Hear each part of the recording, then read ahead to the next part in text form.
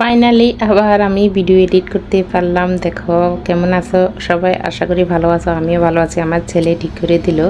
অনেক আমি চেষ্টা করলাম, আমি কিন্তু পারলাম না, তো পরে আমার ছেলে ঠিক করে দিল। এটা নিয়ে আজকে 2-3 দিন থেকে খুবই টেনশনে ছিলাম। ভিডিও যদি ঠিকঠাক এডিট করতে না পারি তাহলে ভালো লাগে না, ভিডিও দিতেও ভালো লাগে না, মন মতন যদি ভিডিও এডিট করতে না পারি। তো যে দেখো সয়াবিন রান্না করতেছি আজকে, যেহেতু নিরামিষ। সয়াবিন আর এই করলা ভাজি, ডাল, এই 3টা তরকারি আর ছেলে মেয়েদের জন্য আলু ভাজি। তো এই যে বাটা মশলা সব কিছু আগে বেটে নিলাম, শুকনো লঙ্কা, জিরা, আদা বেটে নিলাম, আলু কেটে নিলাম। তো আলু একটু পরিমাণে কমিয়ে নিলাম। তো সয়াবিনগুলো আগে কিন্তু প্রায় আধা ঘন্টার মতন ভিজিয়ে রেখে দিলাম। ভিজিয়ে রেখে দিয়ে পরে যে লবণ, হালকা একটু হলুদ দিয়ে ভেজে নিলাম। তো একটু সয়াবিনগুলো একটু ভালোভাবে ধুতে হয়, তা না হলে ভিতরে যদি ভালো থাকে খেতে একদমই ভালো লাগে না। আর যদি তোমরা যখন তখন রান্না করো তখন হালকা একটু কুসুম কুসুম গরম জল দিয়ে সয়াবিনগুলো ভেজে নেবে, তাহলে সয়াবিন তাড়াতাড়ি ভিজবে।